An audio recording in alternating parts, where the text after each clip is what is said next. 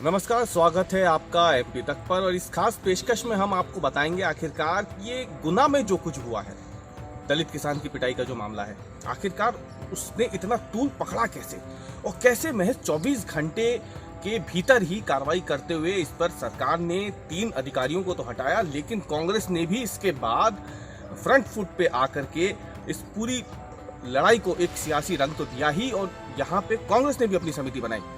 दरअसल गुना जो है वो कोई मामूली सीट है नहीं। गुना एक बेहद ही हाई प्रोफाइल सीट मानी जाती है मध्य प्रदेश में। आपको बता दें सबसे पहले तो क्योंकि गुना से ही आते हैं ज्योतिरादित्य सिंधिया, वहां से पूर्व सांसद रह चुके हैं वो, लोकसभा में केंद्रीय मंत्री तक बने थे, उनका गढ़ माना जाता है गुना।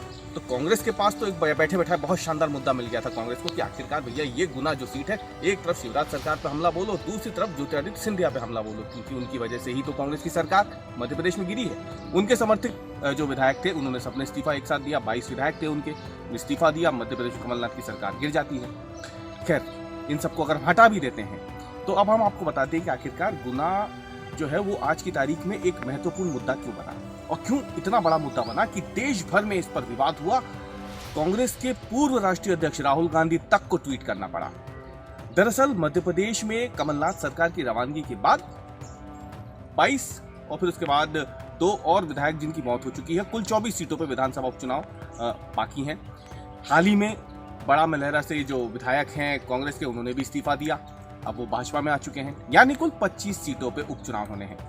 जाहिर सी बात है कि गुना जो ज्योतिरादित्य सिंधिया का गढ़ भी है, वहीं के पास की एक सीट आती है मुंगावली, वहां पे भी उपचुनाव होने हैं। और साथ ही में गुना से जब हम देखें तो ग्वालियर चंबल संभाग की 16 सीटें कांग्रेस, उसको ध्यान में रखते हुए ये पूरा खेल खेल रही थी। कांग्रेस ने यहाँ पे साफ कर दिया था कि इसके जरिए वो ग्वालियर चंबल संभाग पे भी नजर गड़ाएगी, और इसीलिए कांग्रेस ने बाकायदा यहाँ पे एक टीम बनाई, जांच टीम, जो कि आज गई गुना में, लोगों से बात की, जो पीड़ित दलित किसान है उससे बात की। लेकिन इन सब के बीच में मंगलवार को जो ये घटना होती है, वो शुक्रवार आते आते पूरी तरीके से भाजपा, जो अब तक बैकफुट में चल रही थी इस पूरे घटनाक्रम को लेकर के, आज वो हमलावर हो गई।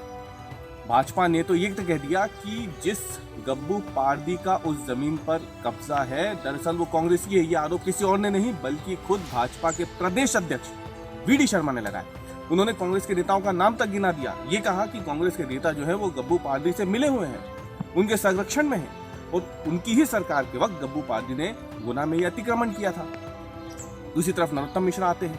नरोत्तम मिश्रा गृह मंत्री है मध्य प्रदेश में। जाहिर सी बात है एक बड़ी जो कार्रवाई हुई उसमें उनका भी अहम योगदान है। वो लगातार हमलावर थे कांग्रेस पे, कांग्रेस सवाल पूछती है, ट्वीट करती है। लेकिन आज तो जो गृह मंत्री है उन्होंने ये तक कह दिया कि दरअसल कांग्रेस ने जो समिति बनाई है, वो समिति आखिरकार भाजपा सरकार की नकारात्मक रिपोर्ट देने के लिए ही बनाई गई है। ऐसे में समिति क्या रिपोर्ट देगी वो भाजपा को पहले से ही मालूम है। ये गृह मंत्री नरोत्तम मिश्रा का कहना था। उन्होंने साफ कह दिया कि जब समिति कांग्रेस की है तो स्वाभाविक सी बात है कि वो भाजपा की तारीफ क्यों करेगी और भाजपा के पक्ष में रिपोर्ट क्यों देगी। वो जाहिर सी बात है भाजपा के विपक्ष में ही रिपोर्ट देगी, उसके खिलाफ ही रिपोर्ट देगी। ऐसे में उस समिति का कोई मोल रह नहीं जाता है।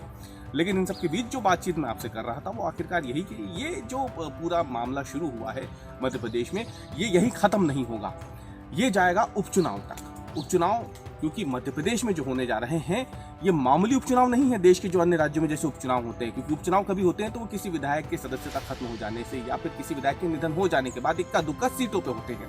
लेकिन मध्य प्रदेश में तो ये 25 सीटों के उपचुनाव है, निर्णायक उपचुनाव होंगे। ये किसी विधानसभा चुनाव से कम नहीं होंगे, क्योंकि इसमें हार या जीत ही कांग्रेस और भाजपा का भविष्य मध्य प्रदेश में तय करेंगे। और इसीलिए इस बड़े चुनाव पे हमारी तो नजर है ही, लेकिन हमसे कहीं ज्यादा भाजपा और कांग्रेस की पैनी नजर है। और इसीलिए मुद्दा कोई भी हो उसका बड़ा होना स्वाभाविक है।